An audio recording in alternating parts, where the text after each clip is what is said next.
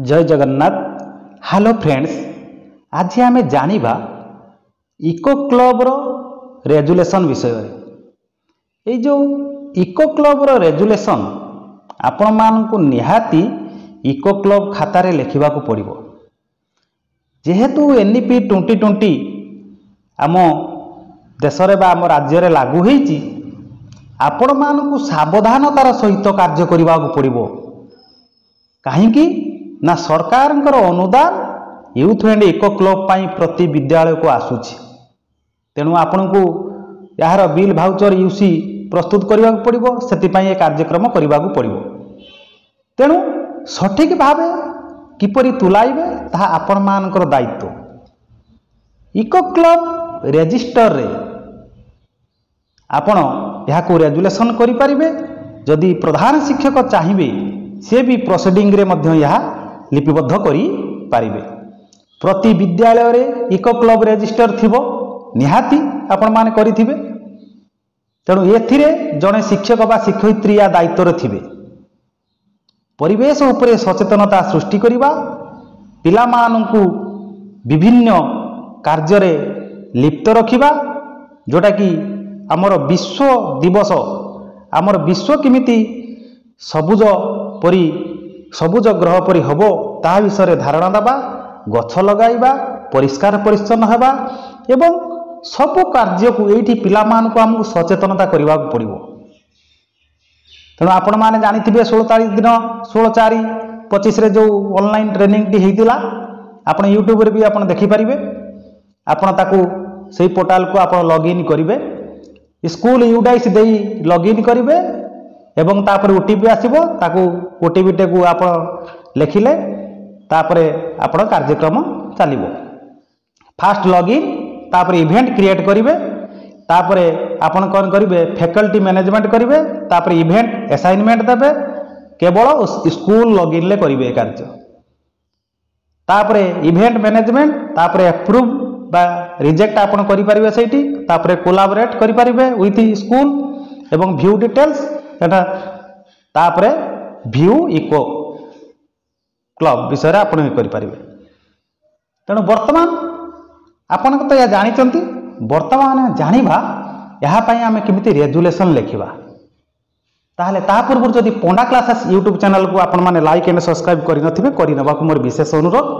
देखंतु बंधु, एई resolution T को आपण बैठक नंबर देबे, तारीख 22/4/2025 रखिबे। अद्यता 22/4/2025 मंगलवार सकाळ 9 घटिका समय रे आपण एठी टाइम चेंज करि परिबे। समय रे आम विद्यालय परिसर मध्य रे आपण आपनक विद्यालय नाम भी लिखि परिबे।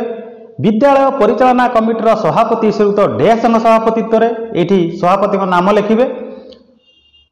कमिटीर सभ्य सभ्या, शिक्षक शिक्षयित्री, इको क्लब समस्त सदस्य और यही क्लब दायित्व थिबा शिक्षक तत्वावधान सरकार जो ओसेपा पत्र संख्या 4548/STC/2025 एवं तारीख 15/4/2025 अनुसार समस्त गाइडलाइन को बा नीति नियम को पालन करी यूथ एंड इको क्लब एक बैठक अनुष्ठित होई निम्नलिखित प्रस्ताव मान सर्वसम्मति क्रमे निष्पत्ति ग्रहण करागला। प्रस्ताव 1, स्वागत अभिभाषण पर पूर्व बैठकर विवरणी पाठ करा जाइथिला। प्रस्ताव 2, जातीय शिक्षा नीति 2020 क्यूआर कोड फ्लोरा पोर्टाल माध्यम रे विभिन्न कार्यक्रम परिचालना तथ्य अपलोड करने पाई निष्पत्ति निया गला।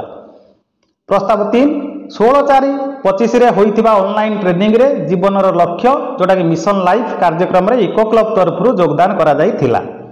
प्रस्ताव 4, eco club for mission life eco club for mission life Samagra Shiksha तरफ आज लॉन्च होइतबारु ताकू यही अर्थ डे दिवस पालन करा जाय परिवेश उपरे सचेतनता सृष्टि करबा पाई विद्यालय रे विभिन्न कार्यक्रम आयोजन करा जायथिला, यथा कविता पाठ, गल्प कथन, सृजनात्मक लेखा, चित्र आंकिबा परे सभा परिचालना होइथिला। प्रस्ताव 5, समस्तक सहयोग रे विद्यालय परिसर मध्य रे ओ बाहर वृक्षरोपण कार्यक्रम करा जाय ताहा चारिपटे बाड़ दिया जायथिला। तत्पर पिला मानकु नेई स्थानीय बगीचा परिदर्शन कराई फूल फल और औषधीय वृक्षर महत्व विषय आलोचना करा जायथिला। समस्त पिलांकु गोटे गोटे गछर नाम दि जाई ताहार उपकारिता विषय लिखि आनिया पई घरोई पाठ दिगला। प्रस्ताव 6 गछ प्रति पिलामानकर धारणा गछ ही आमरी शक्ति सचेतनता सृष्टि कराई गछर सुरक्षा और गछ लगाइबा पई पिलामानकर आग्रह प्रकाश पाइथिला। प्रस्ताव 7 वृक्ष ही जीवन आमे फूल फल छाई अम्लजान खाद्य जल इत्यादि पाइबा सहित जोटा कि प्राकृतिक विपर्यय रक्षा करिथाए मृत्तिकार क्षय कराई न थाए बन्या बात्यारू रक्षा मिले एवं विश्व को सबुज रखिबार ये सहायक हुए। यही सचेतनता पिलांकु बुझाई दिया जाइतिला। विटामिन और पौष्टिकता पाई आमर दैवदूत भली ये कार्य करे तेणु ता कथा मध्य पालन करा जाइतिला। प्रस्ताव 8 क्यूआर कोड स्कान करी बा लॉगिन करी गूगल ड्राइव रे अपलोड करवा और किछि लेखिबा पाई याको डाउनलोड करी साइट रखिया सहित यार फोटोकॉपी रखिबा पाई सर्वसम्मतिक्रमे निष्पत्ति निया गला।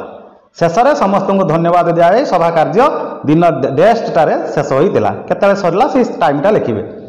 तापर ये प्रधान शिक्षक रहिबे बाम पटक सभापति मझिरे इको शिक्षक दस्खत करेंगे एपटर सभ्य सभ्या एपटर छात्र छात्री माने दस्खत करेंगे। एटा को यही रजिस्टर को निहाती रखिबे एभली रेजुलेशन करेंगे। एवं बहुत बहुत धन्यवाद। जय जगन्नाथ। आपण माने आपणकर सांग बंधु मान को शेयर करने भूलिबे नहीं। नमस्कार।